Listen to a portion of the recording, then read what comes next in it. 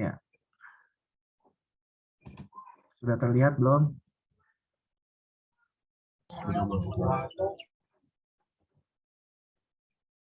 Sudah terlihat? Sudah, Pak. Sudah ya.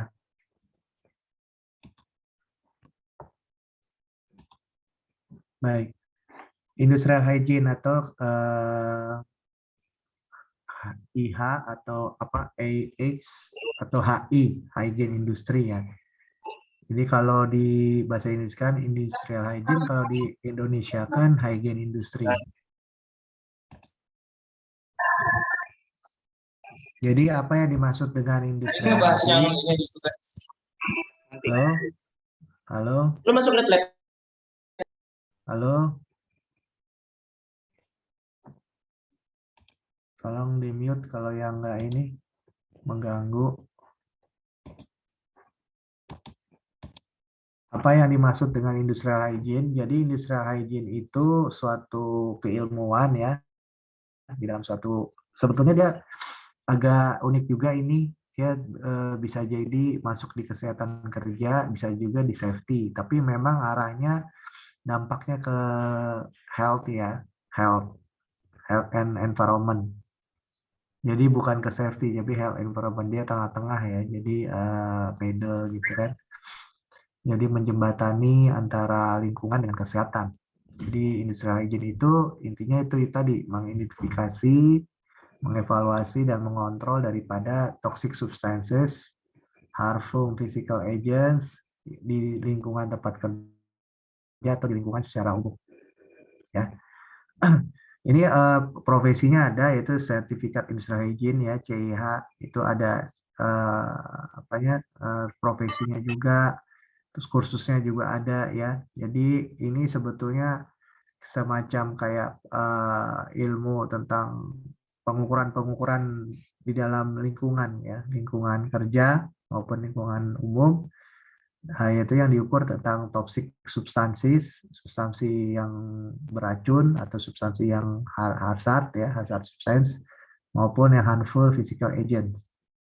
Ya, macam-macam dari mulai fisik, chemical, ya, biologi dan sebagainya. Tapi umumnya di fisika, hazard fisika dan hazard kimia yang diukur. Jadi bukan diukur aja, tadi dari mulai identifikasi, kemudian hasilnya dievaluasi dan dikontrol. Ya, itu industrial hygiene.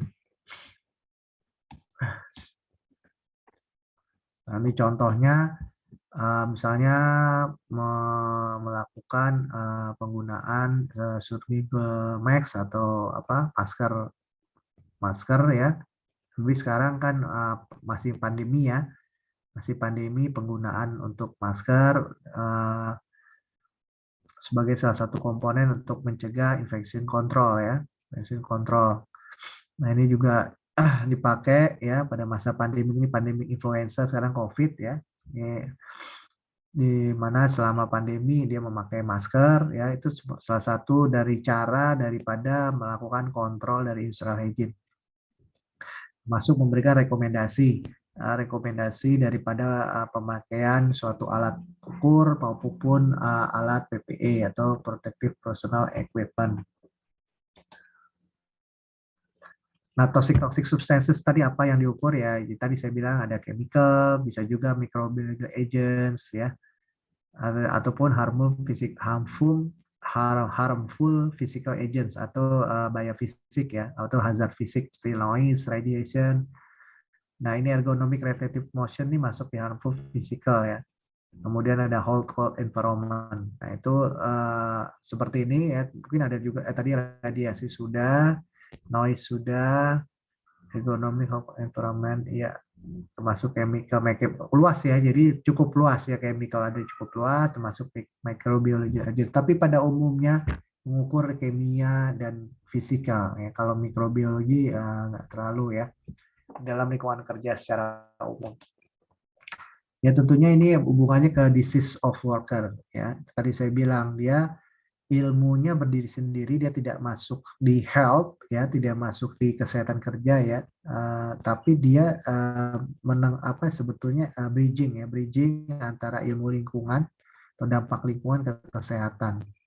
Ya memang kesehatan ke lingkungan tuh emang sangat berkaitan ya. Tadi ujung-ujungnya memang ke disease, ya penyakit, penyakit yang berdampak kepada pekerja. Kemudian, nah ini di dalam tadi yang saya katakan,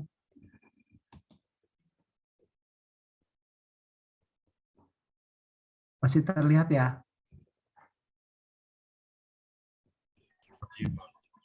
Ya, jadi di dalam industrial hygiene itu karena dia masuk di dalam occupational health ya termasuk, nah itu biasanya dibentuk tim ya, itu tim kesehatan kerja ya. Makanya kalau yang kemarin itu kan yang pandemi ya, dia sekarang masih pandemi ya, terutama yang 2021 2020 di mana kan pandemi seluruh dunia ya kena ya. Jadi COVID itu ini industrial hygiene ini berperan terutama tadi pengukuran daripada ini tadi nih dampak penyakit disease of worker ya pada COVID ya, pada khususnya microbiology agent ya.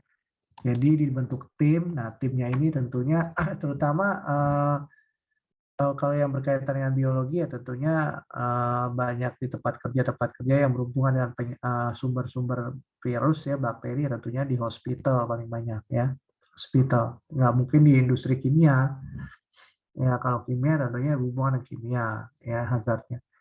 Jadi di sini ada occupational physician, ada industrial occupational hygiene, ada microbiology, ada engineer, ada safety juga, ada ergonomic, chemical, radiation, toksikologi, dan epidemiologi. Jadi lengkap, ya lengkap tim. Jadi dia tidak berdiri sendiri tapi bekerja secara tim di dalam tadi mengidentifikasi, melakukan evaluasi, kemudian melakukan kontrol.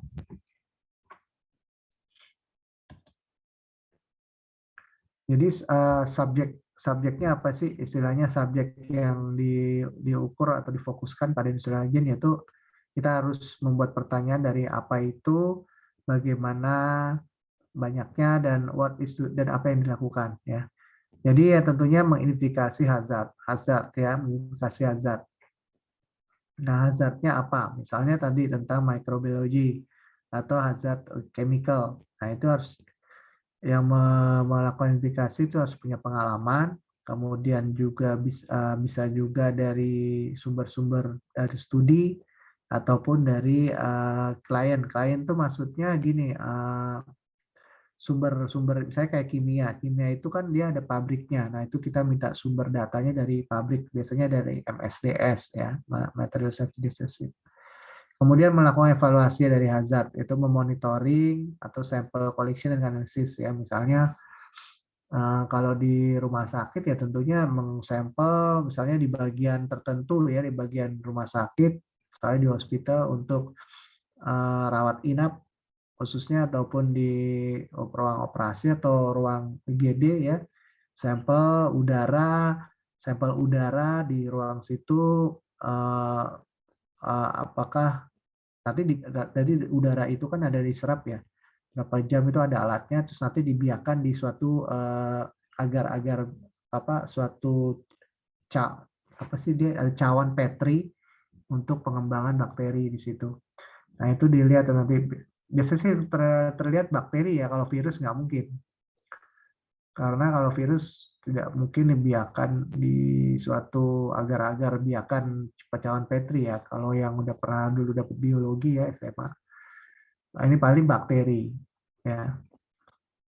Tapi kalau alat yang canggih sekarang saya kurang tahu ya, tapi nanti bisa Anda cari untuk penganalisis untuk pengambilan sampel udara virus ya. Ada apa enggak tuh? Saya juga belum tahu gitu.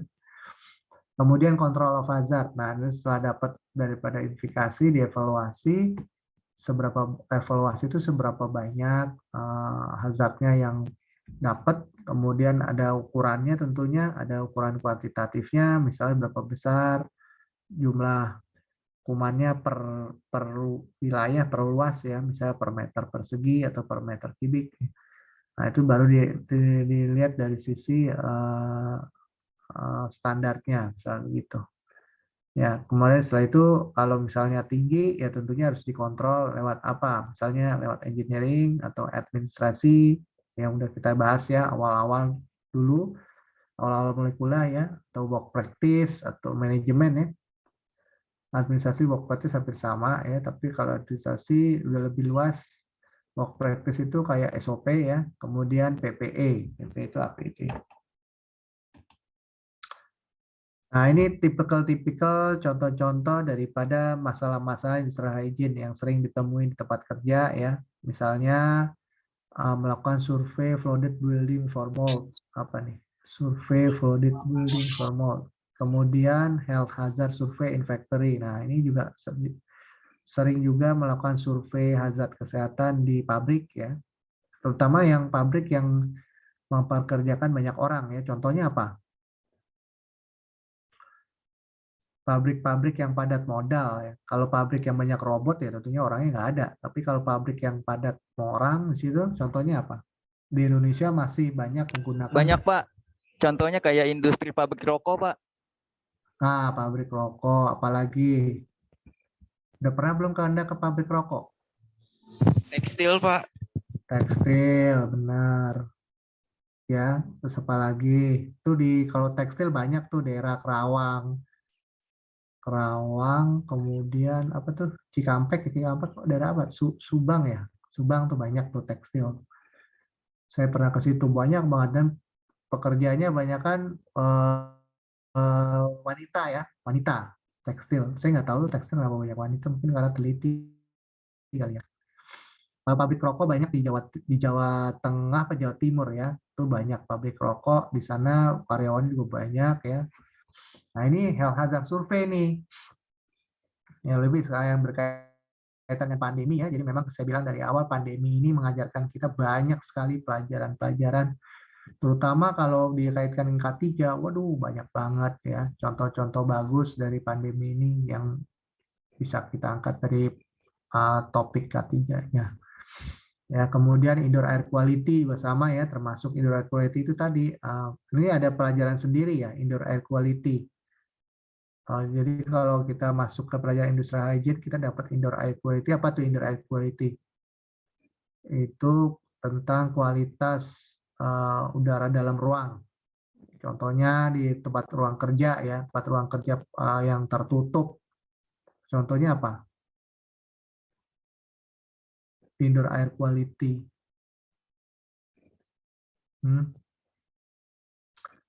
Indoor air quality evaluation. Contohnya, ada yang tahu? Halo? Contohnya apa? Indoor air quality. Mungkin ada yang pernah dengar atau yang sudah pernah baca sekilas. Halo? Tidur ya? Berarti tidur jangan-jangan. Apa contoh indoor air quality? Gampang kok. Halo? Dengar nggak? Halo? Halo? Apa contohnya?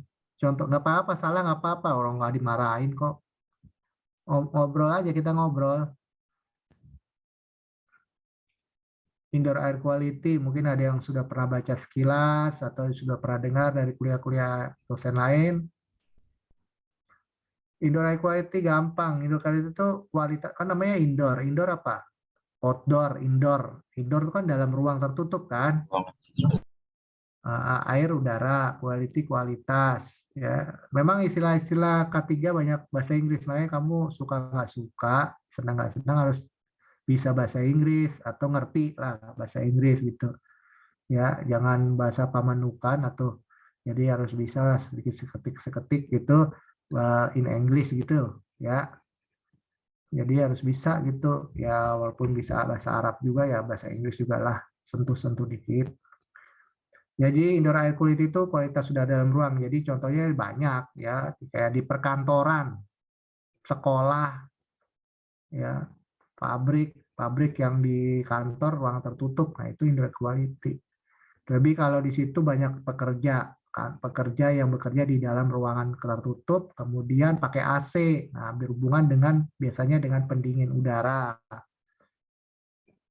Kalau dengan tanpa pendingin udara, biasanya dengan jendela. Apa tuh jendela ya? Open air, jendela ya, open air tradisional open air. Tapi kalau ya tertutup pakai AC semua, lebih AC-nya sentral, wah itu hati-hati. Lebih kalau tempat saya tuh di kantor kayak Menkes. Jadi kalau udah ada batuk satu, kalau jendela yang ada dibuka udah pasti kena tuh. Besok ada yang kena tuh batuk pilek. Jadi sekarang dihubungkan dengan COVID, udah pasti. Kemarin ada yang kena tuh COVID, kena satu, ada yang kena dua. Untung saya udah di swab, kemarin swab lagi, alhamdulillah negatif. Ya, ini penting nih indoor air quality tuh. Masalah pandemi kemarin itu indoor air quality dipantau. Kalau milik kantornya orang asing biasanya ada indoor air quality-nya ya. Itu ada suatu indikator secara elektronik ya, ditempel gitu di tembok. Itu kalau bagus tuh dia mencatat sendiri dengan mengisap udara di situ. Ada tuh alatnya, indoor air quality parameter. Ya memang rata-rata alatnya dari impor ya. Nah, kemudian monitor asbes atau PB removal at FSU. Ini juga monitor asbestos atau PB ini biasanya di pabrik-pabrik ya, di pabrik-pabrik yang menghasilkan zat asbes atau plumbum ya, removal. Nah, ini yang sebenarnya hazardnya lebih tinggi lagi, debu ya, hubungan dengan debu. Kemudian lead inspection, lead-nya apa nih lead? Inspection lead ini plumbum, timbal, lead, timah ya, lead timah, inspection. Nah, ini berhubungan dengan hubungannya dengan perlindungan kesehatan usia muda ya, karena memang nih berhubungan kesehatan, karena lead ini sangat berpengaruh kalau kita lihat dari dampaknya itu baik dari dia di udara maupun nempel di makanan atau di minuman ya, atau di pakaian ya. Bahaya ini karena bisa kalau terakumulasi di badan itu bisa merusak kecerdasan atau otak, sehingga ini perlu proteksi pada anak-anak atau dewasa muda ya, karena generasi penerus ya, jangan bolot gitu kalau udah gedenya gara-gara kena dampak daripada lead ya. Ini terjadi di Jepang waktu itu tahun 60-an atau 50-an ya, yang makan ikan dari limbah yang dibuang ya. Itu ikannya dimakan limbah ini, terus ikannya dimakan manusia. Malah lebih di sana jadi bukan hanya masalah otak, jadi tangannya nggak tumbuh ya dalam kandungan bayinya pada cacat. Kemudian noise survey dan printing plan. Pada printing plan ya, terutama ya kalau pabrik-pabrik printing itu apa sih? Pabrik-pabrik percetakan ya. Percetakan atau ya nggak usah kalau kita ngeprint kertas kan bunyi ya, nah itu kalau ini percetakan besar ya, itu pasti berisik. Jadi noise survey ini termasuk dari, kemudian terakhir ini masalah regulasi. Jadi masalah konsultasi regulasi yang terus berkembang karena beradaptasi dengan lingkungan ya. Jadi tipikal istilahnya masalah-masalah industrial hygiene yang di lapangan. Seperti ini masih banyak lagi tentunya, tapi inilah yang secara terpotret ya, secara umum seperti ini. Nah, kalau ini kan di rumah ya, kalau ini di rumah tentang home gas detector ya. Apakah semua rumah di tempat kita sudah ada home gas detector sehingga tidak menyebabkan kebakaran? Misalnya di gas, karena kan rumah hampir semuanya pakai gas ya, udah nggak pakai minyak tanah, minimum gas yang kecil ya, dan untuk masak. Nah itu banyak sekali yang kebakaran terjadi gara-gara tutup gasnya atau selang gasnya bocor. Nah ini kalau di sana di luar udah standar ya, ada home gas detector. Jadi kalau yang bau-bau gas gitu, rumahnya ketutup, udah terdeteksi nyala, wah itu bahaya ya, bisa meledak. Kalau di kita kan ngaco aja gitu ya, nggak ada standar, kadang rumah dempet-dempet, rapet-rapet ya, terus masak ditinggal, terus gasnya pada selangnya pada ininya nggak kencang, meledak, habis. Ya, lebih kalau udara panas ya, udara yang sangat panas tuh sangat riskan banget kebakaran ya. Nah ini home gas detector ini ini salah satunya. Jadi di sini ada menginstal device that monitor deadly carbon monoxide ya, CO. Nah, ini terutama di kitchen stove. Ini kalau ini ini bukan berbicaranya, ini kita berbicaranya di publik ya, di publik artinya di lingkungan umum ya, bukan tempat kerja, tapi mirip-mirip kita analogikan di tempat kerja seperti itu. Ya, terutama misalnya untuk gas detektor yang gasnya mudah flammable, mudah terbakar dan mudah meledak. Kemudian juga nah ini kan tentang chemical exposure, jadi paparan kimia, ya ini juga termasuk dalam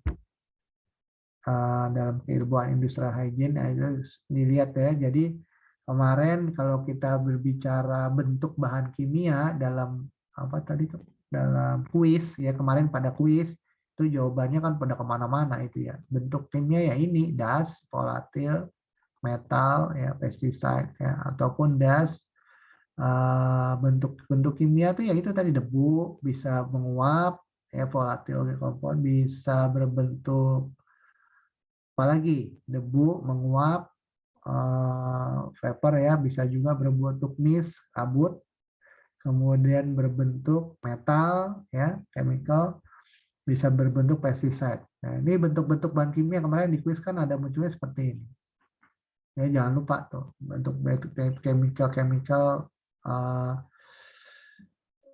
bentuk tuh istilahnya apa ya, pola bentuk bahan kimia ya. Jadi chemical itu nggak hanya berbentuk cair ya, cair kalau cara umum kan cair, padat, gas.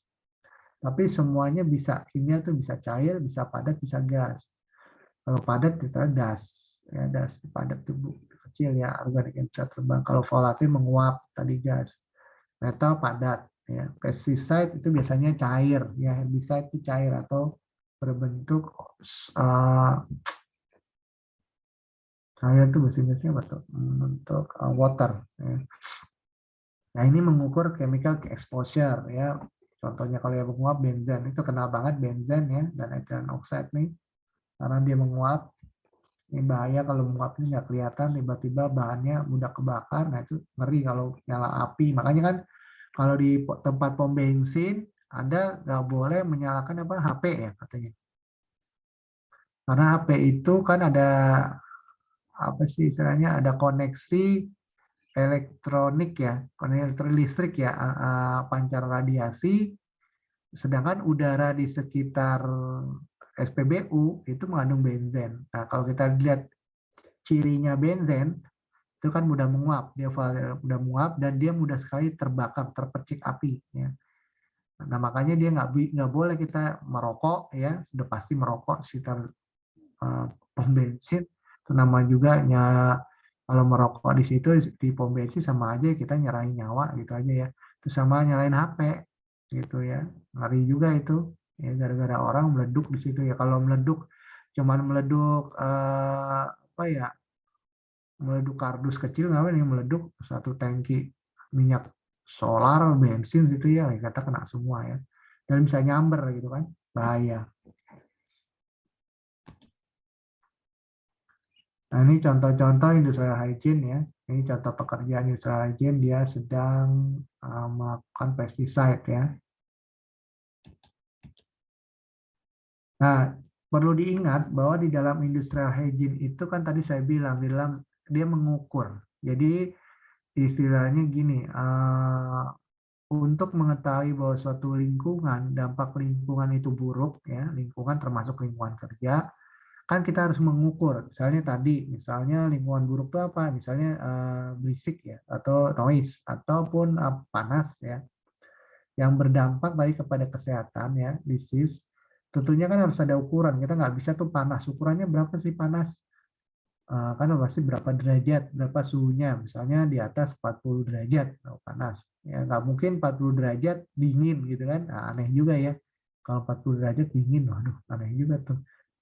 Ataupun 10 derajat panas gitu, aneh juga gitu kan. Karena udah secara umum itu hitungan udah universal. Nah itu batas-batas hitungan seperti itu yang dinamakan limit, exposure limit, jadi paparan, batas paparan. Nah ini ada istilah-istilahnya nih ya, yang dikeluarkan sama OSHA. OSHA itu kayak semacam standarnya, standar kerjanya regulasi dari suatu standar kerjanya Amerika ya. Jadi kayak peraturan standarnya tenaga kerjanya dari Amerika ya, negara Amerika. Occupational Safety and Health A-nya apa lupa saya.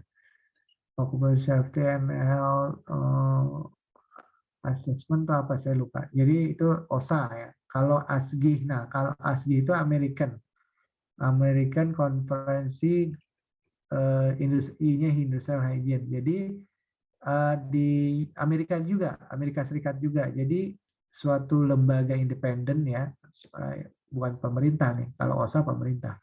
Kalau ASGI itu lembaga independen ya, kayak profesinya industrial hygiene tadi, itu dia mengadakan kongres atau konferensi, yaitu menetapkan tentang batas-batas ukuran dari suatu ambang batas suatu hazard ya di lingkungan kerja ya. Makanya dinamakan ASIS TLV, yang dimana setiap tahun itu selalu bisa berubah ya, bisa tidak, tergantung dari situasi kondisi. Contohnya yang paling dinamis itu ASGI TLV ya. TLV itu kan threshold limit value, itu sama kayak nilai ambang batas. Misalnya kayak TLV-nya noise atau kebisingan kan 85 desibel ya. Kalau lebih dari 285 ya berarti kan sangat bising ya, itu yang nggak boleh kita kena itu. Tapi kalau di bawah 85 kita masih ditolerin dalam berapa jam, kurang dari 8 jam kan. Nah itu TLV. Nah itu TLV itu memang paling banyak berkembang, selalu terupdate itu biasanya TLV di bidang chemical ya, karena saya bilang kan dari awal kuliah dulu, bahan kimia itu selalu banyak yang terbarukan setiap tahun karena diciptakan lebih mudah ya. Kalau fisik kan nggak ada yang diciptakan, paling itu aja, radiasi ya itu mentoknya, panas ya itu panas. Kemudian kebisingan ya itu bisingan, udah nggak ada lagi kalau fisik. Tapi kalau kimia itu selalu berkembang, bahan kimia yang baru yang mengikuti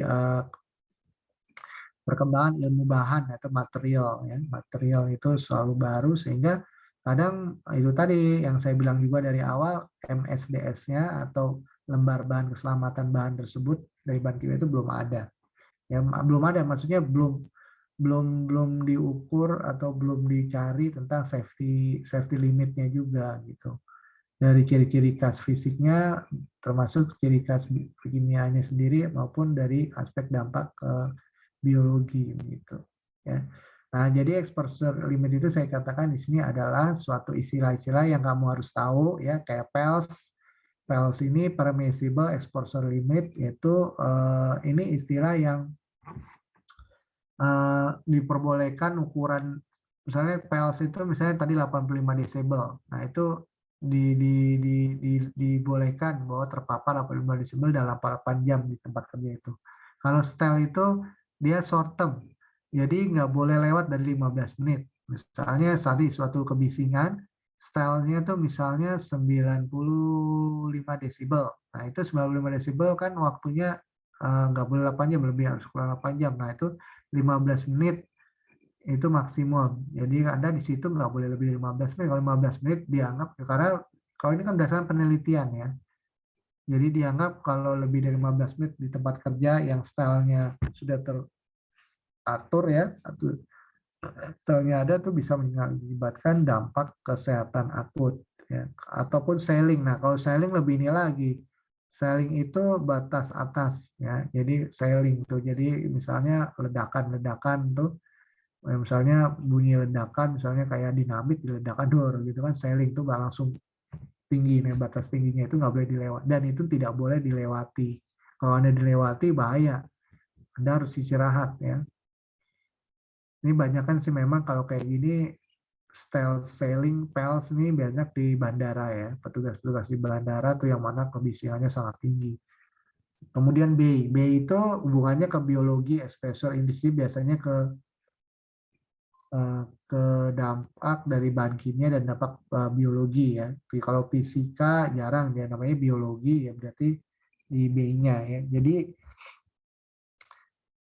B ini hubungannya ke dampak biologinya, kerusakan daripada material dari organisme, dari selnya kita terhadap biologi exposure index. Kalau TLV tadi udah NAB ya. Jadi ini istilah-istilah daripada daripada ukuran di industrial hygiene ya. Jadi nanti kalau kamu mendapat buku, baca buku tentang K3, K3 itu kan saya bilang dari luar, banyak kan buku-buku textbooknya, ada PEL, STEL, Sailing, B, dan TLV itu gak usah heran gitu. Dan ini bisa Anda pelajari lagi ya, banyak di Google, ada tinggal masukkan aja, terus ada search, banyak muncul, ataupun baca-baca di jurnal. Nah, saya bilang itu tadi, semuanya didasari pada legal framework. Ada suatu standar kerja atau pedoman yang dinamakan OSHA standar. Kayak di kita ini nilai ambang batas dari Kemenaker, atau nilai ambang batas dari Kemenkes, atau nilai ambang batas dari KLH. Tapi kalau misalnya KLH dia tidak menggunakan nilai ambang batas NAB yang tadi sama dengan teori, tapi dia menggunakan BML, baku mutu lingkungan. Ingat tuh. Jadi kalau di Indonesia dia BML, kalau ke lingkungan hidup ya, itu mirip-mirip dengan NAB. Tapi kalau NAB itu tempat kerja, kalau BML itu di lingkungan, di luar tempat kerja, di lingkungan di luar tempat kerja, bukan di luar kerja ya. BML, baku mutu lingkungan. Itu lebih strict lagi nilainya ya. Kalau misalnya kayak tadi yang saya katakan, kalau batas NAB kebisingan 85 desibel per 8 jam tempat kerja. Nah, kalau di BML itu nggak boleh segitu. Dia lebih kurang lagi. Kenapa? Dia harus lebih di bawah 85. Misalnya 60 atau 50 atau 40. Kenapa? Ayo coba. Kenapa BML lebih ketat? Ada yang bisa jawab? Halo, tidur ya? Hei, bangun. Ayo, apa? Coba jawab. Kenapa nilai? Coba nanti kamu cari deh yang BML ya. Itu saya buat PR lagi nih. BML, NAB, TLV nih. Kemarin PR-nya banyak nih ya untuk angkatan ini nih. Apa bedanya? Kenapa BML? Nggak apa-apa, jawab salah nggak apa-apa. Kenapa BML lebih rendah nilainya atau lebih ketat daripada NAB? Ayo. Ada yang bisa jawab secara logik aja. Coba berpikir, otaknya dipakai. Ayo, jangan tidur. Nggak apa-apa, salah nggak apa-apa. Halo, ada yang mau volunteer? Siapa yang mau jawab? Siapa? Ardi atau siapa? Nisa? Saya nggak belum hafal semua nih. Bella, coba Bella jawab Bella. Ini Bella ada dua nih. Bella, ya jawab apa? Kenapa BML pada umumnya nilainya baku mutu lingkungan itu yang dikeluarkan KL lebih rendah dari nilai ambang batas yang dikeluarkan oleh di tempat kerja? Ya, kenapa ayo? Halo, woi, tidur ya? Ayo, jawab.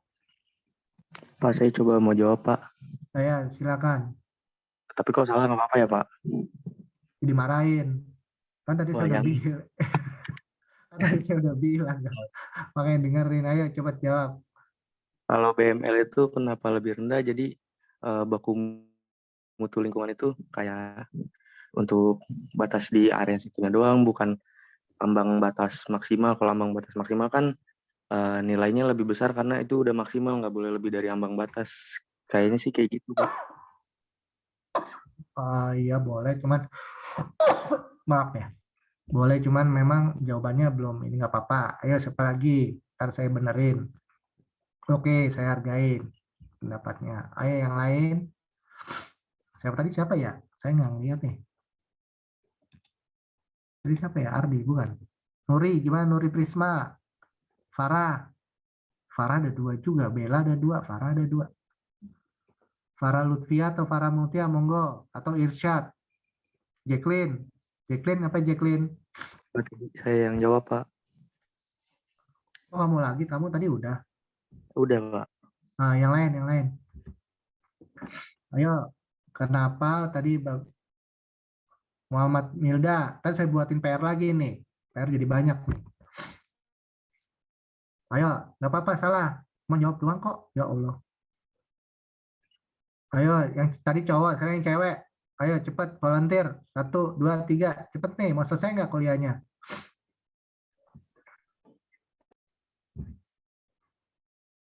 Ayo siapa? Paham nggak pertanyaan saya? Halo, paham nggak pertanyaannya? Tolong jawab yang wanita nih. Tadi yang laki udah. Farah, mau Bella, mau Nuri, mau Anissa, mau Jacqueline, Katri, monggo. Miftah, Putri, Sri, ayo jawab. Yang wanita, cepat. Paham nggak? Kenapa nilai BML tadi kan udah dijelaskan? Jelasinnya apa ya tadi lupa tadi mas siapa tuh? Lebih tinggi. Nah ini sekarang pendapat kamu apa? Ini pertanyaan dasar kok, pertanyaan logik aja. Dan itu sering ketemu nanti kamu pas saat kamu kerja, kalau kamu bekerja di bagian seperti ini, lingkungan kamu nanti akan ketemu tuh kan jadi permasalahan di lapangan sampai sekarang seperti itu. Ya, kami apa? Halo? Kok pada tidur ya? Ayo jawab, cepet Nisa. Tadi kurangin nih nilainya nih. Kalau nggak pada mau jawab nih. Orang jawabnya susah banget ya. Sri, mana Sri? Jawab Sri. Katri, ayo. Katri. Katri. Hadir, Pak. Iya, jawab. Ayo. Apa? Paham nggak pertanyaannya? Halo? Ayo jawab. Nggak perhatiin nih berarti ya. Berarti nggak perhatiin nih. Saya beralih aja deh. Ke Farah deh, Farah Mutia. Farah Mutia. Ini kalau nggak dicek-cek satu-satu, kemarin kan saya lewat-lewat aja nih. Farah Mutia. Halo? Ayo jawab. Saya nggak suruh buka ini loh. Buka apa tuh? Buka apa tuh namanya? Buka web ya. Farah Mutia, jangan-jangan nggak di situ dia orangnya nih. Ya, Pak, hadir. Iya jawab coba. Pertanyaannya.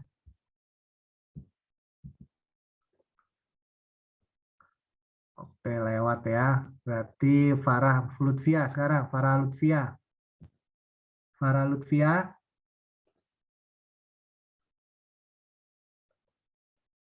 Farah. Ini dua-duanya Farah deh. Nggak apa-apa lah Lutfia atau Mutia. Cepat.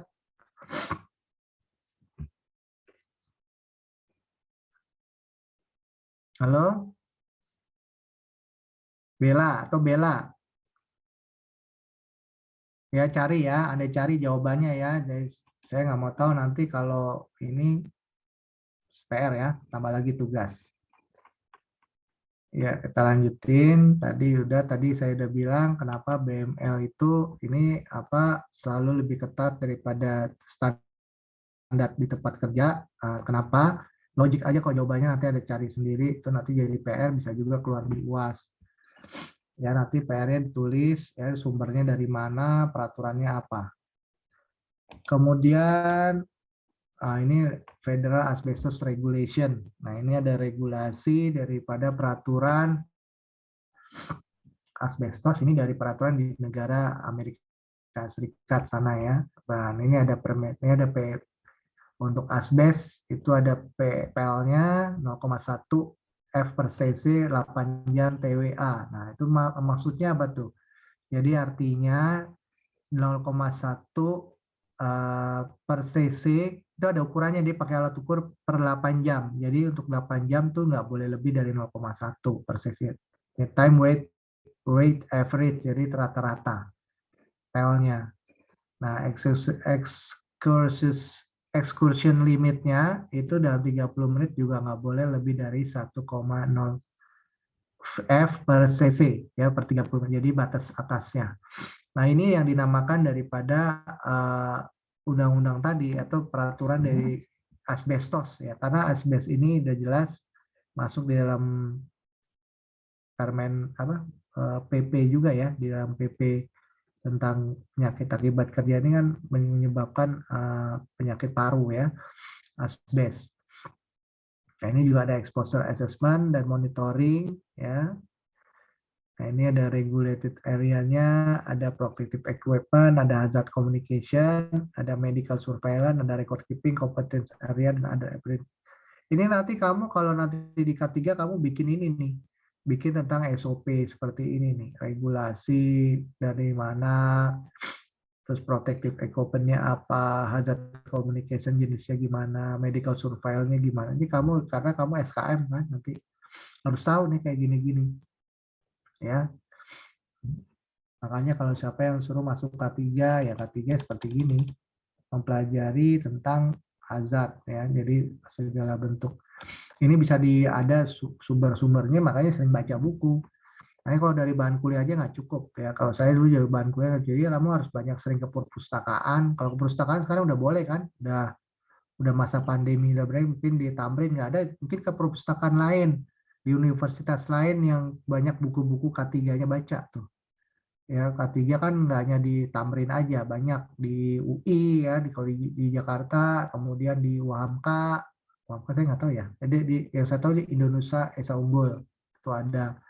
Kemudian di Urindro itu juga ada K3 ya. Tapi kalau mau lengkap sih perpustakaan ya pasti UI itu banyak ada untuk buku K3. Jadi bisa baca-baca ya apa itu industrial hygiene ya. Kalau di Tamrin kayaknya belum ada ya perpustakaannya. Semua bukunya kebanyakan dari impor ya. Jadi harus beli pesen lewat apa sih istilahnya kayak online gitu.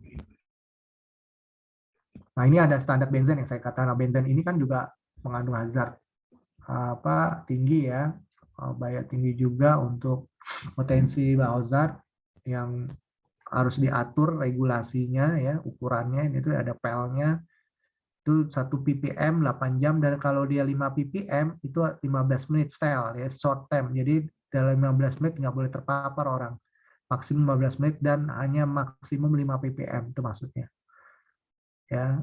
Kalau dia 8 jam itu bisa 1 ppm, nggak boleh lebih ya. Ini kalau misalnya lebih ya nanti akan terakumulasi di tubuh kita, bisa sakit kita. Nah, sakit itu kalau benzen tahu kan dampaknya apa? Ada tahu benzen? Benzen, toluen, silen. Benzen itu bensin ya. Kalau orang Jakarta bilang bensin ya. Saya juga dulu waktu kecil bensin apa sih bensin ya? Oh, ternyata benzen. Benzen itu bensin. Jadi bahasa chemicalnya itu benzen ya. Benzen. Ya bensin BBM, bahan bakar minyak bensin. Nah, itu apa tuh? Dampak yang paling besar apa nih? Udah ada di PP nomor 7 tahun 2019 tentang penyakit akibat kerja. Nih salah satu penyebab apa benzen? Ada yang tahu? Ayo. Siapa nih? Cari. Kanker paru bukan, Pak? Kanker paru. Kok kamu dulu yang jawab, siapa sih namanya?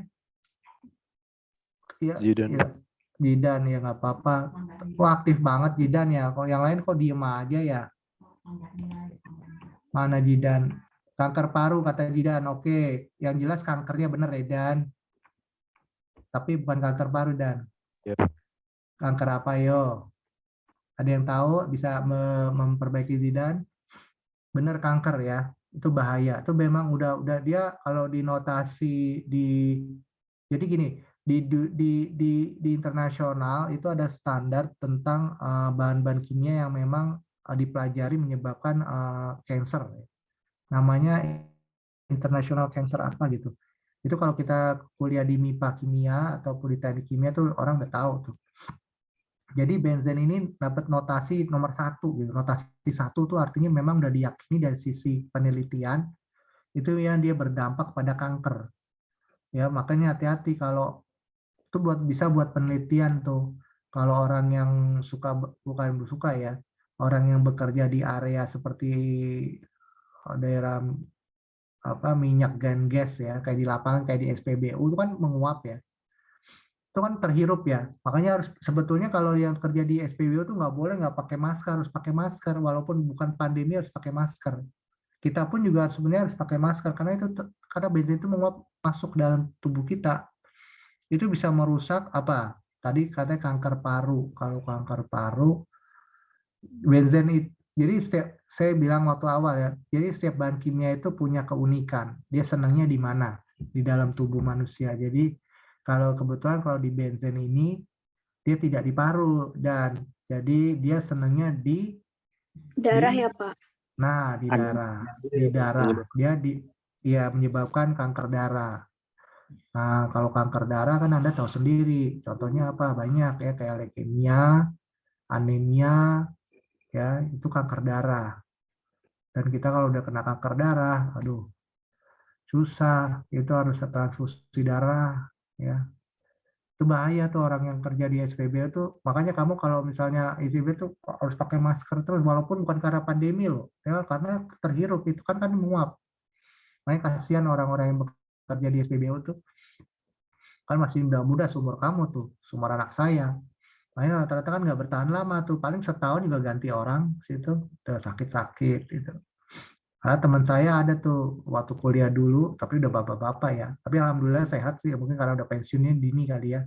Kalau di Pertamina kan gede pensiun dini. Dia di Balongan tuh, itu kan hampir divonis tuh dia kena leukemia dia. Ya, karena itu tadi ya gimana orang di penghilangan minyak di Balongan kan penghilangan minyak besar tuh kan. Uapnya aja dari Jawa aja udah kebauan ya, kayak bau bensin gitu. Ya udah pasti. Kalau diukur mungkin tinggi, nggak 1 ppm, mungkin lebih dari 1 ppm ya, kan lebih dari 1 ppm. Itu bahaya, itu udah notasi itu udah istilahnya penelitiannya udah sahih deh, udah apa istilahnya kalau ininya ya udah sahih deh, udah nomor 1 wahid penelitian dunianya yang menyebabkan blood cancer, blood itu darah ya, kanker darah ya, benzen.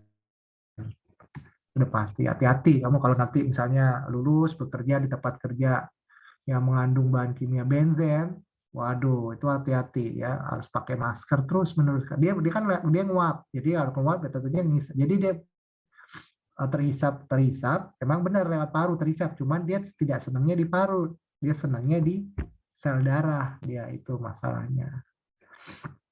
Tapi dia lewat pernafasan, makanya mulut sama hidung harus ketutup ya, karena kita kalau napas kalau hidung tutup kan lewat mulut ya, makanya mulut hidung tertutup benzen, itu bahayanya. Nah ini monitoring ya, tentunya harus ada monitoring, ada metode kontrol, respirator, medical surveillance ya, ini juga perlu ya, ini harus di medical surveillance orang yang bekerja ini, karena cukup ini ya, hazard communication ya, employee notification dan record keeping ya.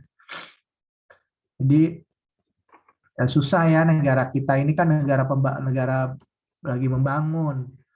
Jadi ya begitulah ya. Jadi kadang-kadang seperti itu tidak terpikirkan ya, kamu inilah makanya kamu dididik di bidang K3 ya, harus tahu ilmu-ilmu seperti ini sehingga kamu dapat minimum mencegah diri kamu sendiri dan juga memberitahukan minimum kepada keluarga terdekat, saudara atau begitu orang lain, itu untuk ya itu tadi menghindari resiko terkena penyakit ya akibat tadi hazard tadi ya, terutama yang bekerja di lingkungan tempat kerja yang berhazard resiko tinggi begitu. Nah ini contoh benzen ya, kan ini hematological toxin nih. Toksik. Hematologi ini darah ini kan, neoplasma, bisa kanker darah juga ya. Nah, susah nih kalau udah kayak gini, susah karena darah itu kan sel-sel ya, hubungannya abnormal, susah. Kalau udah bermutasi genetik, waduh repot ya. Kemudian juga bisa menyebabkan ini apa nih, renal liver disfungsi ya, disfungsi hati sama ginjal ya, termasuk medical drug ya, minum obat. Nah, ini juga laboratorium test ya, laboratorium test ya, termasuk leukosit ya, sel darah putih ya, dilihat nih ada SCH-nya, MHC. Nah, ini kalau ini udah hubungan ke dokter dia eritrosit, leukosit, hemoglobin ya, HB. Nah, HB. Nah, saya tanya HB nih paling gampang. HB untuk standar laki-laki berapa minimal, perempuan berapa? Ada yang tahu? Siapa aja deh bebas. Kesehatan, ayo siapa yang tahu HB? Ayo, standar minimal untuk laki-laki berapa, perempuan berapa, dewasa HB? Ada yang tahu? Ya boleh. Kalau yang laki-laki itu 14 sampai 18 gram per 18. liter. Terus? Yang perempuan wanita itu sekitar 12 sampai 16 gram per desiliter. Ya, ya minimum sekitar perempuan itu minimum 10 ya, 10 pas 11 ya. Kalau laki-laki 12 ya. Minimumnya. Jadi kalau dan maksimumnya ada maksimumnya. Jadi kalau HB itu rendah juga nggak boleh, HB tinggi juga nggak boleh gitu, ya kan? HB tinggi itu jadi hiper apa istilahnya hiper HB ini apa istilahnya ada tuh namanya hyper ya, hiper aduh sumpah saya hiperglobulinemia apa istilahnya. Kalau di bawah ya pasti anemia. Kalau HB-nya rendah anemia ada jelas. Nah, itu nggak boleh tinggi, nggak boleh rendah, HB itu standar. Ya. Tapi pada umumnya, kalau dia terkena dampak hazard chemical, ya, chemical ya, kalau physical jarang ya, physical paling radiasi ya. Radiasi, misalnya kayak radiasi apa tuh, radiodiagnostik ya, misalnya. Itu bisa menyebabkan di HB-nya, tapi kalau chemical banyak sekali berhubungan dengan darah ya, itu umumnya dia jarang menyebabkan hiper, tapi menyebabkan rendah. Nah, HB-nya rendah, menjadi anemia gitu. Nah, dampaknya apa kalau anemia? Dampaknya apa anemia? Ini udah hubungannya ke kesehatan kedokteran nih, dampak kesehatan. Dampaknya apa anemia? Karena kamu SKM nih nanti nih. Pusing, Pak. Pusing ya, udah pusing, lemas, ya gampang capek, pucet ya udah pasti ya. Terus gampang capek, lemas itu karena kenapa fungsinya HB apa yang utama? Nih anak SD udah tahu nih, HB fungsinya apa? Mengangkut oksigen, Pak. Oksigen, O2. Jadi kalau badan kita itu unsur O2-nya banyak. Jadi kita seger, makanya karena ada unsur oksigen. Jadi kalau kamu naik kereta, umpel-umpelan kan banyak tuh kalau kereta apa tuh pagi-pagi ya komuter lain yang naik kereta siapa tuh? Ada nggak ya rumahnya daerah Bogor kayak saya Depok lah. Itu kalau umpel-umpelan pas keluar pasti lemas kan, puyeng, kepala acak-acakan itu karena apa? Nggak ada udara oksigen. Di dalam yang ada CO, bukan O2 tapi CO. CO itu apa? Karbon monoksida. Karbon monoksida, kalau CO2 dioksida, CO2-nya atau CO. Jadi nggak ada oksigen ya lemas. Tadi oksigen kamu turun, ya.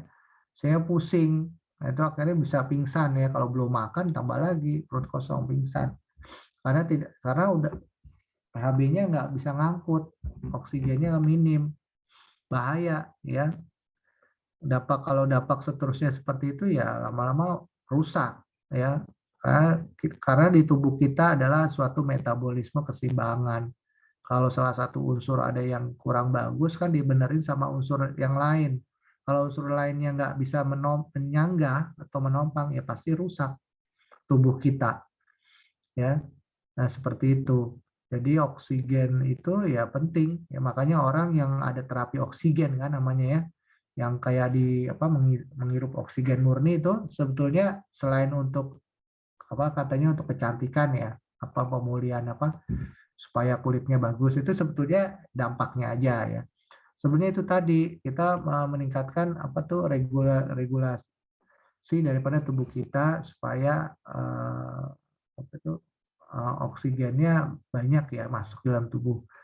Dan juga kalau misalnya lebih bagus lagi kalau misalnya suka donor darah. Nah, donor darah itu sebenarnya juga bagus ya, mengurangi kerja daripada fungsi tubuh. Kan darah kalau kotor kan ditimbun di hati ya. Jadi mengurangi kerja hati juga. Jadi yang darah kotornya dibuang, jadi diciptakan lagi darah yang baru melalui sumsum tulang belakang ya, HB baru. Nah, syukur-syukur ditambah lagi pakai oksigen. Wah, bagus banget, segar banget itu. Ya, habis donor, kemudian ngirup oksigen. Waduh, mantap. Ya, segar tuh, cemerlang.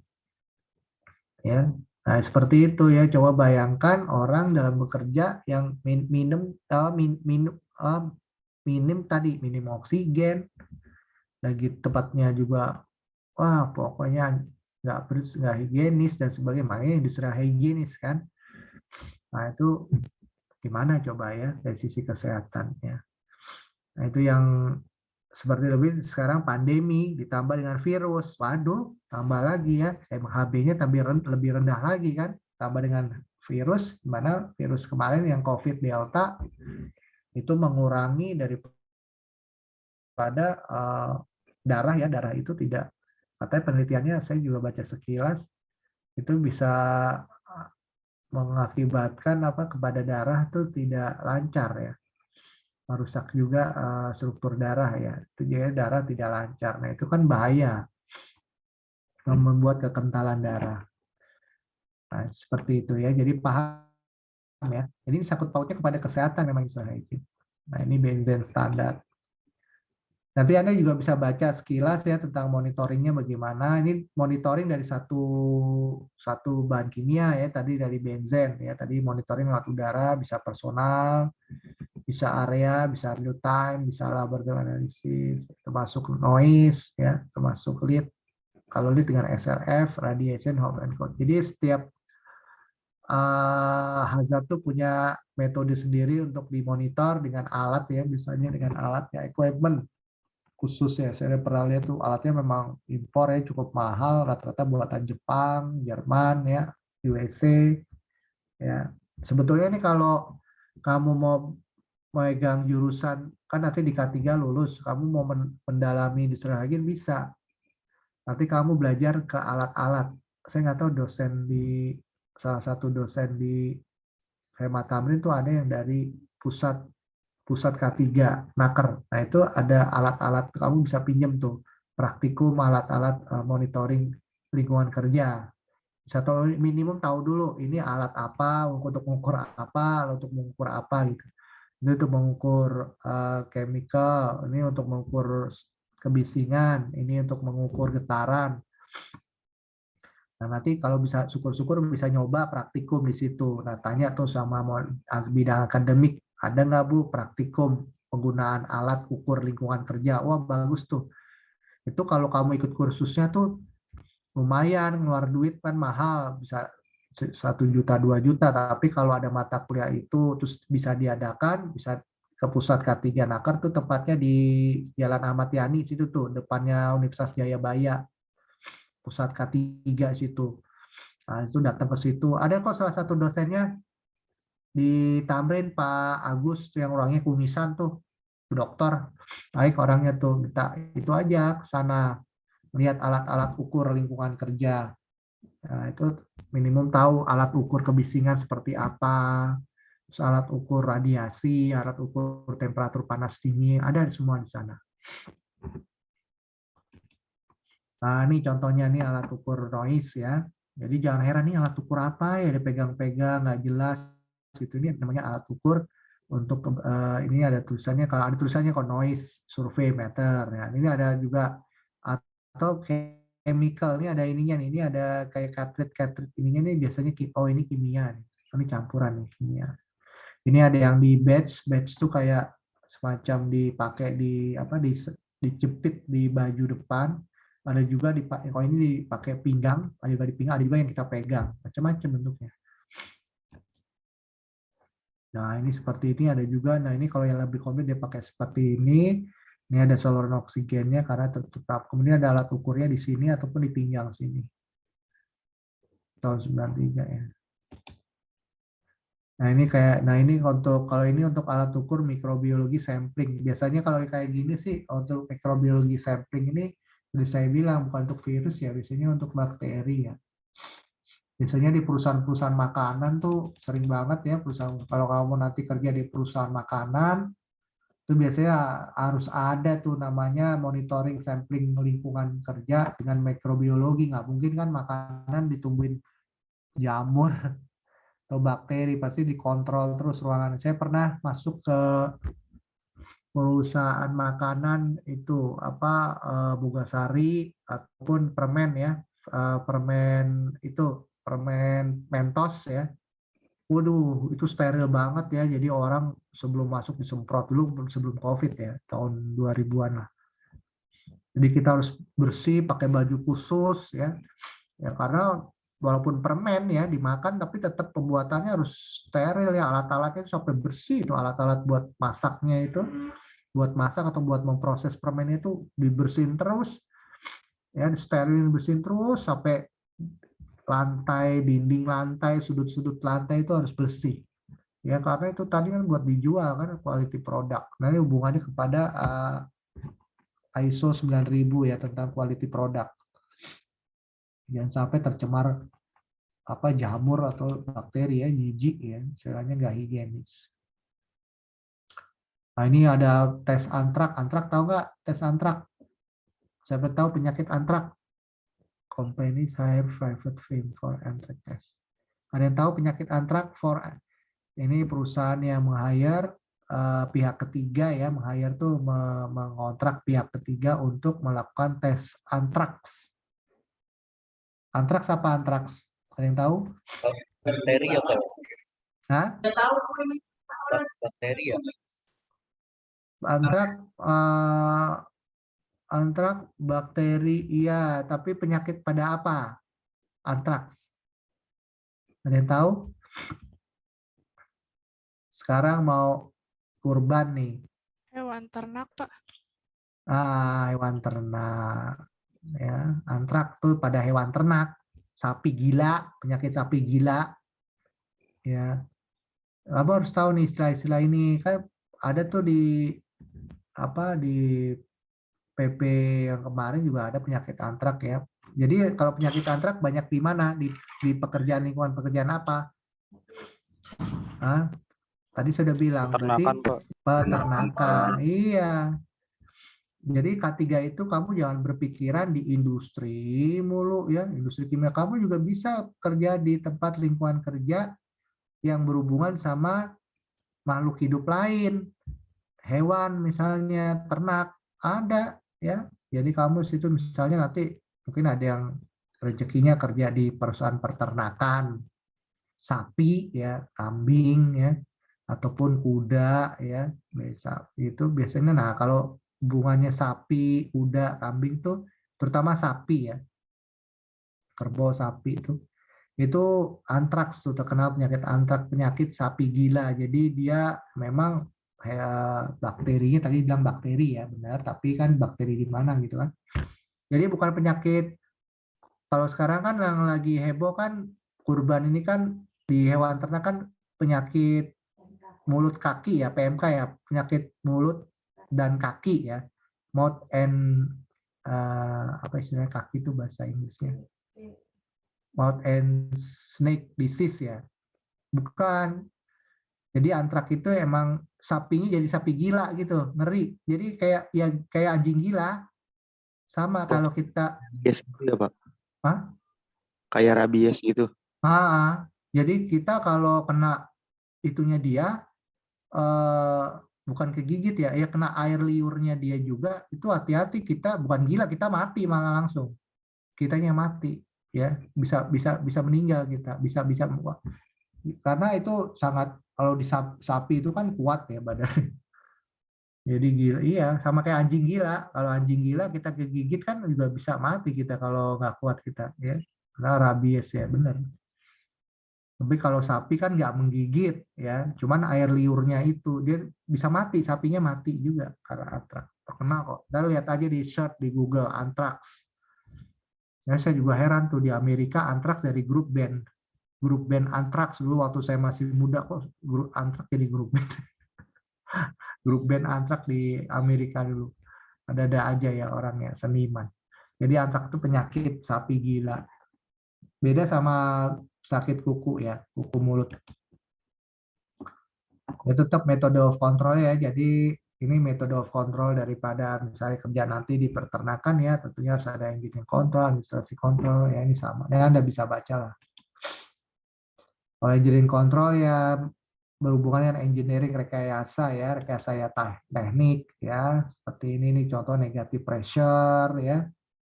Kalau kayak gini kan tentang apa ini? Tentang debu ya, di sekolah ini. Kalau kita industrial hygiene nih ada kuliahnya saya ngajarin ini nih namanya local exhaust ventilation LEV ya.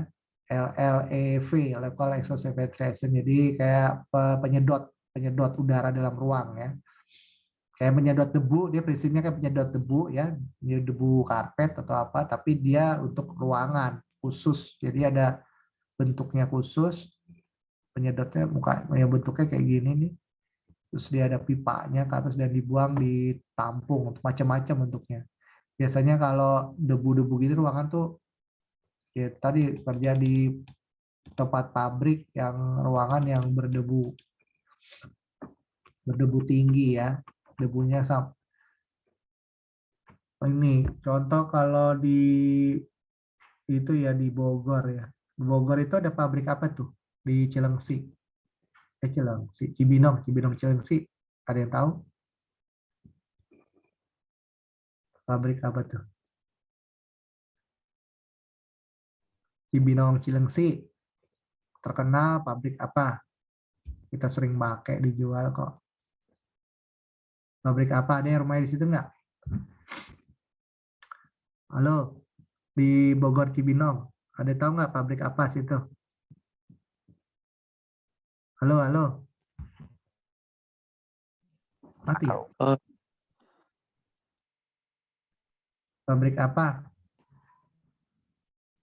Cibinong Cilengsi. Pabriknya gede kok, gede banget. Udah lama. Semen Indonesia. Semen. Pabrik semen. Indosemen dulu namanya. Sekarang namanya Semen Indonesia. Indosemen. Itu kan pabrik besar tuh kan ya, udah lama itu. Sejak saya kecil udah ada di sana. Ya rumah situ. Itu kan kamu lihat tuh sekitar perumahan penduduknya kan pasti nggak ada debu, pasti selalu berdebu, ya kan?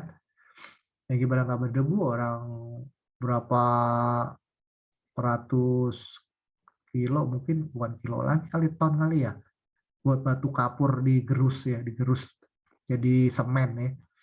Nah, itu dalam prosesnya kan pasti ada debu yang berterbangan ya. Nah, ini kan disepakai ini, tapi saya yang heran almarhum bapak saya pernah kerja di situ ya. Jadi emang debu banget sih kalau nggak pakai masker, waduh. Ngeri juga gitu ya, debunya kan paru-paru. Makanya orang yang asma hati-hati kalau kerja di tempat yang hazardnya debu ya.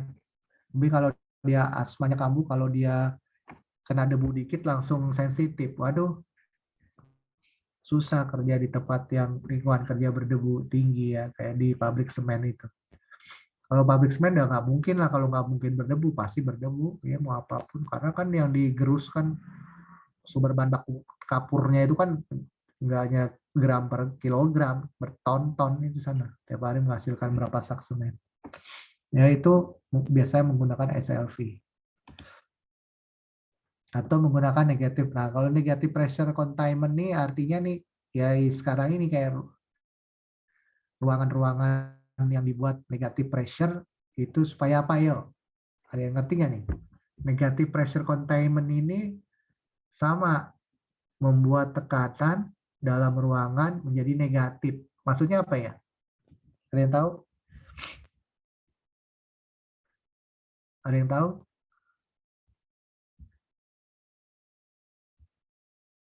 Negative pressure containment. Ada yang tahu? Gak apa-apa, salah. Siapa yang mau jawab? Rusdi? Rusidi, Biar ini bukan Pak, untuk mencegah positif pressure containment, kontaminasi positif Pak.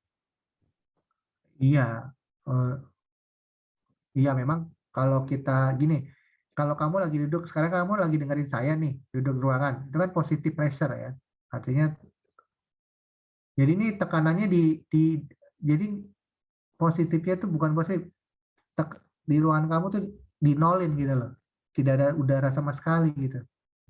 Itu namanya negative pressure containment. Fungsinya untuk apa?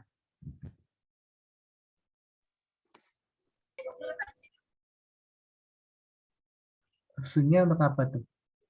Kalau kamu duduk sini, saya juga lagi duduk ruangan kan, saya ngasih kuliah, kamu juga lagi dengar ini kan. Kalau ruangan kayak gini, ini namanya positive pressure. Nah, kalau positif dalam keadaan positif ini, artinya apa yang berkembang? Bakteri Pak, mencegah bakteri untuk berkembang di sana.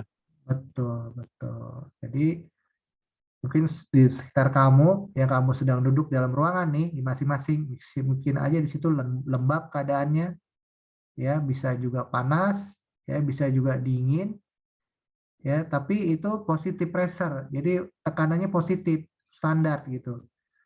Dan sehingga tadi bisa berkembang bakteri, kuman, mikrobiologi yang nggak kelihatan. Makanya dengan adanya negative pressure itu tekanannya itu ditarik, disedot, jadi dibuat nol gitu, dibuat tekanan apa ya istilahnya, sehingga yang tadinya apa anaerob atau aerob tuh dihilangkan gitu. Jadi bakteri yang tadi hidup bisa mati di situ. Nah, itu namanya negative pressure containment. Jadi suatu rekayasa engineering suatu ruangan itu biasanya di mana nih dipakai? Laboratorium. Nah, laboratorium apa tuh ya? Laboratorium mikrobiologi ya. Bisa ya supaya orang yang kerja di situ juga nggak ketularan ya dari apa sampel-sampel mikrobiologi apa sampel-sampel dari penyakit orang kan. Terus apa lagi? Laboratorium. Apalagi selain laboratorium kesehatan, laboratorium mikrobiologi, apalagi ruangan-ruangan rawat inap ya kayak COVID itu kan kemarin kan pakai negative pressure containment tuh semuanya ya supaya virusnya nggak berkembang ya. Sebetulnya kalau virus kan nggak hubungannya per negatif dia bakteri sebenarnya, tapi ya dianalogikan aja ya. Nah ini negative pressure, jadi itu tadi kayak laboratorium, ruang rumah sakit ya itu inget tuh. Ya, kalau ada misalnya ada room negative pressure containment tuh artinya itu tadi dia mengurangi tekanan supaya tidak berkembang suatu bakteri di situ atau suatu mikroorganisme di situ supaya tidak berkembang. Misalnya di tempat-tempat itu tadi ya di rumah sakit, ya ruang rawat inap, ruang rawat yang ICU yang memang perlu steril ya. Jadi suatu ruangan yang perlu sterilisasinya tinggi. Ya tidak berdampak orang yang di situ menjadi lebih sakit, justru harus lebih sehat ya tadi pengaruh. Jadi kalau orang yang mohon maaf nih kalau yang kena bukan apa HIV/AIDS ya dirawat itu kan nggak boleh terkena sedikit kuman nih, kalau sedikit kuman langsung karena daya imunnya udah nggak ada. Jadi harus benar-benar ruangannya harus negatif. Hanya sekarang pengobatan HIV/AIDS kan kalau yang belum ganas mungkin masih bisa ya minum obat, tapi kalau yang udah ganas agak susah. Nah ini administrasi kontrol, udah baca aja. Nah ini work practice ya, dari work practice tuh istilahnya SOP, ini PPE udah jelas. Nah ini jenis-jenis daripada respirator ya. Kalau sekarang kita masker biasa ya, tapi kalau masker seperti ini banyak masker jenisnya, tergantung lingkungan kerjanya ya. Cuma kalau kita lihat orang ngelas ya, kalau kita lihat pekerja informal ya, tukang las, tukang cat mobil ya, pernah lihat nggak kamu yang punya kendaraan, mobil, motor, kalau kita cari yang murah kan, tukang-tukang las mobil atau cat mobil, mencari yang murah, coba kamu lihat kerjanya, pakai masker nggak waktu saat nyemprot? Kadang-kadang nggak kan, malah buka baju, kerokok, sambil nyemprot itu. Padahal yang disemprot itu kan bahan kimia ya, bukan air ya. Kalau air masih mending ya, air putih gitu disemprot kan bahan kimia ya. Yang mungkin bahan kimia itu bahan cat itu mungkin bisa mengandung benzen. bahan kimia itu bisa mengandung benzen ataupun mengandung bahan kimia lain yang bisa berpotensi hazard tinggi dan resiko pada dampak kesehatan ya. Jadi dia ngecat tanpa masker, tanpa sarung tangan, tanpa baju. Kadang orang buka baju malah nggak, palanya ini aja, nggak pakai penutup ya, nggak pakai kacamata juga, terus sambil ngerokok gitu kan, keren kan? Weh, nah itu kan miris ya, melihatnya miris. Nah, itulah keadaan di tempat kerja kita di informal sektor seperti itu. Tiba-tiba seminggu sakit gitu. Nanti sehat lagi, kalau udah istirahat kerja lagi sakit gitu. Seperti itu keadaan. Ini respirator.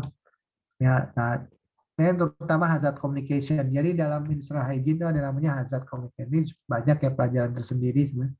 Jadi komunikasi, hazard komunikasi ada pelajarannya tersendiri. Yaitu banyak cara. Jadi kayak misalnya placarding dan labeling itu sebetulnya ada suatu alat atau bahan yang memberikan suatu informasi. Jadi sesuatu yang memberikan informasi, ya data-data ataupun label ataupun tanda-tanda ya, termasuk training education ya, atau list-list daftar itu termasuk hazard communication. Jadi nanti kamu kalau misalnya mengenai hazard communication itu banyak ya bentuknya seperti ini. Termasuk medsos. Medsos itu sebenarnya bisa dikembangkan jadi hazard communication ya. Ini medical surveillance cukup banyak. Nanti mungkin kita bisa terusin, masih ada ini ya. Mungkin ini aja ada pertanyaan.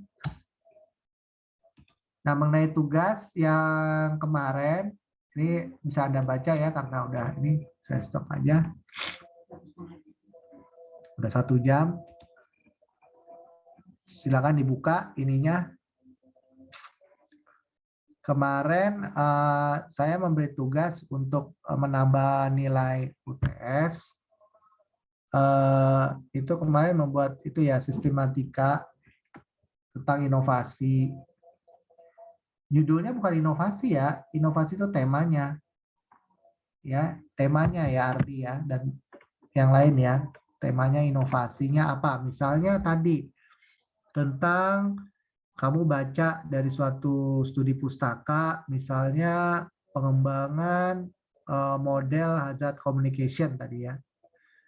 Nah, itu dari siapa yang ngembangin?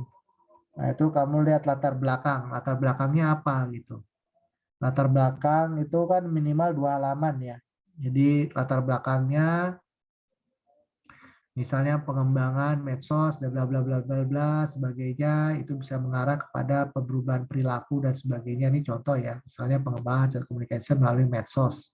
Medsos apa? Misalnya TikTok atau apa yang bisa diarahkan kepada sebagai hazard communication. Ya kan, bisa kan? Jadi medsos itu jangan buat yang buat joget-joget doang. Tapi gunakan yang dihubungkan misalnya dengan masalah tadi hazard communication, jadi komunikasi. Karena sekarang media-media itu banyak yang berkembang yang bisa sebagai alat informasi ya, informasi yang berguna tempat kerja. Kalau kayak tadi kan misalnya labeling itu kan udah umum ya, training education. Jadi bisa. Itu ada nggak yang meneliti seperti itu ya? Ya dari ide kamu ditambah ada studi pustakanya bisa. Nah, kemudian dari latar belakang, kemudian kamu buat, setelah itu apa bab 2-nya? Tujuannya apa? Ya udah jelas ya, minimum 1 halaman. Kemudian kerangka teorinya apa? Cari teorinya. Misalnya medsos, banyak kok yang penelitian tentang media sosial tuh, tentang media sosial penelitiannya apa? Ambil aja kan minimum 3 halaman ya. Dan kemudian kerangka konsepnya atau prototype produk dan proyeknya apa. Misalnya gambarannya seperti apa di medsosnya itu. Itu ada minimum 2 halaman. Dan terakhir daftar pustakanya, itu studi pustakanya. Ya, ada yang kurang jelas? Buat karya semacam karya ilmiah lah, karya ilmiah sederhana. Ya. Setiap orang izin bertanya, Pak. Ya, Zidan. Berarti itu inovasi itu kita ngambil dari inovasi yang orang kembangin, Pak, bukan dari ide-ide kita sendiri gitu, Pak. Bisa aja dari kamu, kalau kamu punya, kamu gini, jadi pertanyaannya bagus. Jadi kalau misalnya Zidan punya, kamu mau ngembangin apa misalnya? Tadi misalnya tentang hazard communication melalui media sosial TikTok misalnya. Bisa aja, terus kamu kembangkan dengan gabungan teori-teori lain tentang media sosial, misalnya yang berkembang, silakan, gitu, boleh. Ya, asal dasar teorinya juga ada, kemudian tadi kerangka konsepnya apa, terus latar belakangnya apa, gitu. Pasti ada latar belakang dong, nggak bisa tiba-tiba kamu menciptakan sesuatu nggak ada latar belakang kan, pasti ada latar belakang. Deskripsi kan juga gitu kan, peneliti juga itu ada latar belakangnya, tujuannya apa sih kamu menciptakan atau membuat atau menemukan ide ini, tujuannya pasti dan ada manfaatnya. Nggak mungkin kamu menciptakan atau membuat tapi nggak ada gunanya gitu. Percuma aja kan, pasti ada manfaatnya. Kemudian ada kerangka teorinya. Teorinya itu artinya mengukuhkan. Teori itu kan artinya apa sih? Mengukuhkan apa yang kamu ciptakan tuh dasarnya, landasannya ada ya. Misalnya teorinya dari undang-undang, peraturan, terus kemudian dari penelitian-penelitian sebelumnya, ya kemudian dari ide-ide orang yang pernah buat sebelumnya, terus kamu ungkapkan ide baru. Nah, terakhir kan baru kamu buat bab yang keempatnya atau yang kelimanya kerangka konsepnya seperti apa, medsosnya seperti apa, medsos seperti apa. Kalau kamu punya alurnya seperti apa, diceritakan aja di situ. Kalau ada gambar prototipenya kamu gambarin boleh gitu. Kemudian daftar pustakanya dari mana ya? Kamu ambil penelitian siapa, kamu ambil referensi buku mana, kamu ambil dari sumber mana, TikTok atau apa ya. Tapi yang jelas tentunya jangan hanya udah gitu aja. Nggak ada buat kayak terus tulisannya seperti apa ya, disepakatin aja misalnya hurufnya Arial 12 misalnya, Arial 12 kertasnya A4 misalnya, A4 aja ya, A4 ya A4 lah, A4 gitu, ada ukurannya, terus judulnya apa gitu. Kan udah saya kasih tuh satu halaman itu aja. Ya, untuk memperbaiki nilai dan juga ini tujuannya bagi saya untuk Anda melatih. Sebetulnya melatih nanti ada skripsi ya, menulis skripsi, dan juga kalau nanti Anda melanjutkan S2, bacakan tuh biasanya malas-malasan tuh, saya tahu tuh. Saya udah ngajar kan udah lama, dari 2013. Malas banget S1, kuliah pada lusu-lusu, nggak bersemangat. Tapi nanti udah lulus S1, ketemu saya, Pak, saya udah S2, saya lagi ngambil S2 loh. Kamu lanjut lagi? Iya Pak, saya senang sekolah loh. Jadi senang sekolah karena ternyata di dalam itu ada keinginan buat sekolah lagi. Nah, terus sekolah itu kepake itu. Jadi dasar-dasar tadi, dasar itu kepake. Bahkan sekarang mungkin udah ada S3 ya. S3 ya mungkin ada tuh di Tamrin ada, tapi ibu-ibu tuh saya ingat banget tuh dia udah ngambil S3 malah sekarang. Dulu S1-nya mas saya, dia D3 ambil S1, sekarang udah S3. Lagi sekolah S3 ya, dari Tamrin juga. Dia kerja di rumah sakit apa di Tangerang. Ya, jadi itu dasar ya. Jadi ini juga memperbaiki nilai UTS kamu juga yang kemarin yang banyak yang jatuh. Ya, jadi setiap orang saya pengen lihat idenya, ya tadi benar idenya Sidan apa bisa dicampur dengan ya. Itu bagus, malah bagus. Jadi idenya kamu ditambah dengan ini orang lebih bagus lagi ya. Jadi bukan idenya orang ya sekarang kalau idenya orang ya boleh aja ide orang terus kamu modifikasi dalam tulisan kamu lebih bagus lagi. Ya. Saya pengen lihat sih daya kreativitas kamu aja di dalam mengembangkan konsep dan sebagainya. Itu aja sih intinya. Ya, paham ya? Jadi nggak perlu lagi nanti kalau apa ya tinggal japri aja HP saya, nanti lewat Ardi kasih tahu nama kalau misalnya dia mau nanya-nanya misalnya, boleh aja ya. Di luar tugas kemarin udah ya, yang PPT udah ya, sama tugas review jurnal ya, itu wajib ya setiap mata kuliah kesehatan kerja tuh, itu setiap dari sebelumnya itu udah wajib tuh buat jurnal, prakum jurnal sama PPT. Itu aja ya sekilas dari saya. Terima kasih. Ada lagi mau pertanyaan? Nanti yang sisanya bahan tadi kan masih banyak tuh industri lagi, kamu baca bahannya udah saya share kemarin di email. Ada lagi? Kita ketemu lagi insya Allah minggu depan, Sabtu depan ya, dalam keadaan sehat walafiat ya semuanya. Ya, mudah-mudahan seperti itu. Baik, terima kasih. Assalamualaikum warahmatullahi wabarakatuh. Kalau memang nggak ada lagi pertanyaan, saya tutup ya. Terima kasih atas perhatiannya. Pak, maaf Pak, saya ingin bertanya Pak. Iya, siapa ya? Ya Raden ya? Ya, kenapa? Ya, saya Raden Pak. Pak, untuk tugas itu bisa perpanjang nggak Pak waktunya Pak? Jangan seminggu Pak. Tugas yang mana nih? Tugas yang individu Pak. Ya seminggu. Emang kamu mau kapan? Mau sampai panjang nggak Pak? Soalnya lagi banyak juga Pak. Juga Pak. Ya kamu maunya sampai kapan? Kalau bisa sih 2 minggu Pak. 2 minggu. Oke, 2 minggu ya. Nih kata Pak. Raden 2 minggu nih. Ya udah saya kasih waktu 2 minggu. Baik kan saya kan? Baiklah. Iya Oke, Pak. 2 minggu ya. Jangan lupa tugas yang lain. Maaf ya Pak Ya. sebelumnya Pak. Soalnya kita juga lagi banyak tugas sih Pak. Hampir Iya. setiap MK Pak. Ya iya memang begitu mahasiswa. Saya juga dulu mahasiswa. Mahasiswa itu intinya tidurnya cuma 2 jam, 3 jam begadang. Ya. Ya tapi nggak apa-apa lah. Kan ini kan namanya kamu kesehatan masyarakat, memperhatikan kesehatan ya. Jadi ya oke lah 2 minggu. Ya 2 minggu ya. Iya Pak. Terima Sama kasih banyak Pak. tugas-tugas ya sama tugas-tugas yang lain. Ya. Oke, terima kasih. Sampai ketemu lagi ya. Assalamualaikum warahmatullahi wabarakatuh. Selamat. Waalaikumsalam.